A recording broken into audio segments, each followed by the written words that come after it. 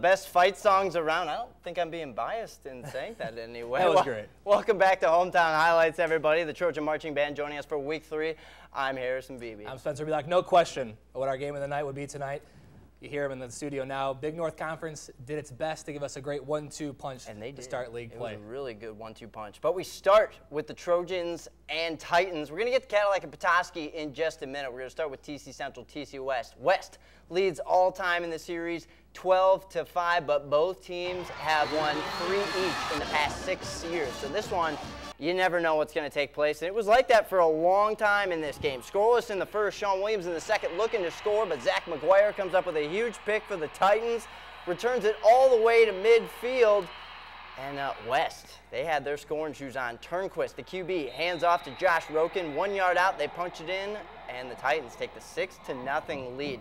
Very next Trojan possession. Have you heard of Ethan Campbell? Lethal. Spencer, have you heard? Lethal Ethan Campbell. We call him Lethal. The teammates call him Soup, like Campbell's Soup. I get it. I call him Mr. 61 yards because that was the first score he had today. 7-6 Trojans lead at the half. There's the band with a nice little halftime performance. Both bands on the field for that one. Into the third. Campbell, again, even with the rain in his face, he's going to punch it in 14-6. And then in the fourth, Sean Williams puts the staple on it. The Trojans and Black and Gold Nation celebrating proud. They go on to win 20-13 over the rival Titans. But that's just 2 teams out of a phenomenal Big North Conference we got this year. We're going to switch over to Cadillac and Petoskey. There you see Northman QB Jr. Peter Grittinen warming up. Then Cadillac QB Lewis Finch chucking the ball up to Jake Ellens. 55 yards from Finch to Ellens. Almost gets him a score. They would later run it in, though, to make it 21-7 in the third. Northmen respond with their run game. QB Evan Whitmore hands it off to Kurt Booster. Booster jukes out of the way, almost slipping on the wet grass for a first down. Then, like they say, it ain't broke, don't fix it. Well, we're going to keep saying that. Whitmore hands to Booster again, slips through the Viking defense, gives him another first down. But late minutes of the game, Finch for the Viking offense thinks about a pass, but then the pressure changes his mind. He's going to take it on his feet, comes close to a TD right by that pylon there, and Cadillac, they be smiling in the end. They win pretty, 27-7 over the Northmen tonight. We also get the start of conference play in the Northern Michigan Football League officially tonight, a very special night for Traverse City St. Francis. Yeah, St. Francis, the Gladiators playing their first conference matchup since October 21st of 2011 when they defeated Grayling in the old Lake Michigan Conference. So tonight, they travel to Elk Rapids for their first matchup in NMFL. Large division, a lot of umbrellas in the crowd tonight. First quarter, Elks trailing 7-zip at this point. QB Adam Troutman, he's pretty good on his feet for a big guy. He's going to take it himself and not find a receiver downfield. Scrambles for a big gain, about 15, it's a first down. Later, he's going to try to do the exact same thing. It looks pretty similar. Drops back, scrambles to that far sideline, but this time it's a little different outcome. He's going to reach out for that extra yard, and he's going to cough it up. That was a theme tonight across Northern Michigan, I'm sure, that wet grass. Glads would capitalize. They're up 7-0 still here, and Joe Trucco does it from a few yards out. 13-0 St. Francis, and they pour it on in the second half. They're going to win it big, 49-15. Well, it is a meeting of last year's Northwest and Lake Michigan Conference champions. Glen Lake traveling to Grayling tonight. Down 15-0 Grayling's Cam Summers. It's a nice run from the QB here. He's going to take it himself. He's going to drag a defender into the end zone. That's like getting 5 more yards. Exactly. 6 points puts the Vikings on the board. Glen Lake comes right back to that strong running game. It's going to be Joe Jacklin. Nice run here. Breaks a couple tackles. Another juke, another break tackle. It's going to take a whole slew of Vikings to bring him down. He's finally dragged down after a big gain. Then Laker quarterback Travis Wilcher completes to Mac Ewing, but he's going to fumble it. Vikings would capitalize, and they're going to look to score. Darren Nichols drops back. He's going to throw it up, but this one would seal it. Picked off. Bryson Jackson, and Glen Lake hangs on for a close one, 15-8, the final tonight. Those Lakers, once again, proven to be the team to beat in their conference, no matter what conference they're in. Kingsley, Benzie Central, they're also in the large division for the NMFL. Look at the Huskies. Wyatt Bostic, great sack on the Stags QB. Benzie led this one for a little while, but Stags come right back. Connor Abear with the score there makes it 20-15. 2-point conversion makes it 22-15. Then Abear again, like a grizzly bear, dodging all defenders. It's not Hebert, it's Abear. His dad emailed me to tell me, and I want to make sure I got this correction. 41-27, the Stags win nice tonight over the Huskies. And Boyne City, don't forget about the Ramblers. They're outscoring opponents 96-0 this year, but Harbor Springs, the Rams, they're hosting this game, and they get pumped up. Maceo Vroma, we start with the Rams, though, kicks 50-yard, the kick return 6 minutes into the first quarter, and the Ramblers keep on rambling. Number 12, Max Cooper pitches to Vroman again for the first TD of the ball game. Go to the Rams now, return to their run game. This would be Jason Wixon. Runs it for 30 yards for a first down.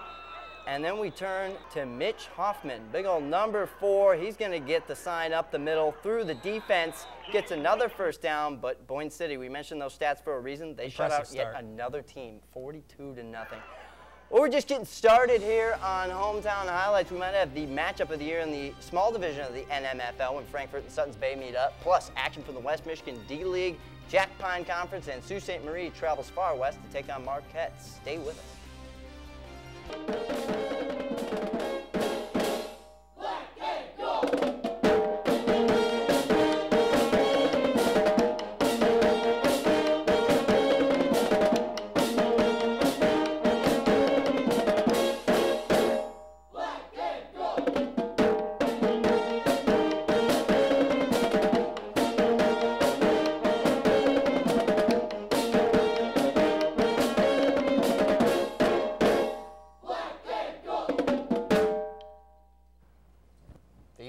Shuffle song. Hey, yeah, exactly. It always goes well. He and I were shuffling. They have a lot to celebrate tonight, too. Central, again, coming off a very big win tonight. They do. The game of the year in most cities, well, in Traverse City, and it's definitely school size-wise. The Trojans came out big winners, 20-13.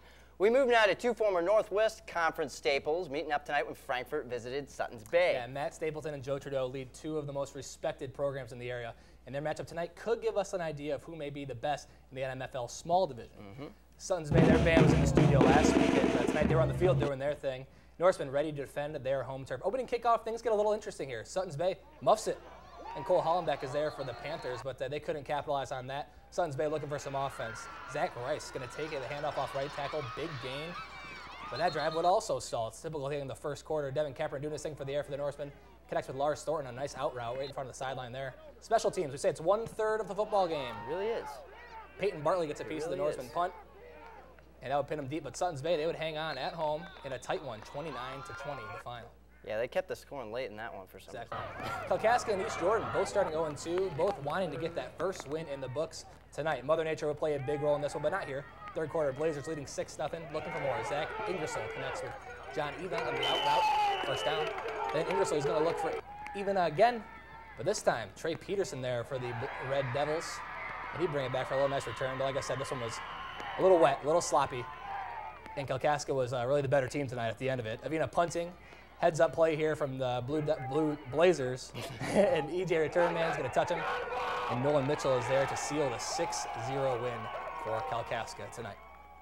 You wanted to call them the Blue Devils, didn't you? Blue Blazers. Blue Blazers. Best mascot in the air. Did you see the mascot, the little Blazer? Was he out tonight? No, it's a little wet for the Blazer Staying tonight. in, yeah, that costume could get wet. Misek making their debut as a member of the West Michigan D-League.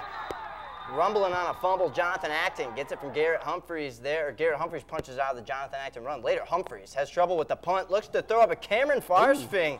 Might be the play of the year. Look at those hands by the big fella. Jordan Coe later punches it in, 6-0 Portagers.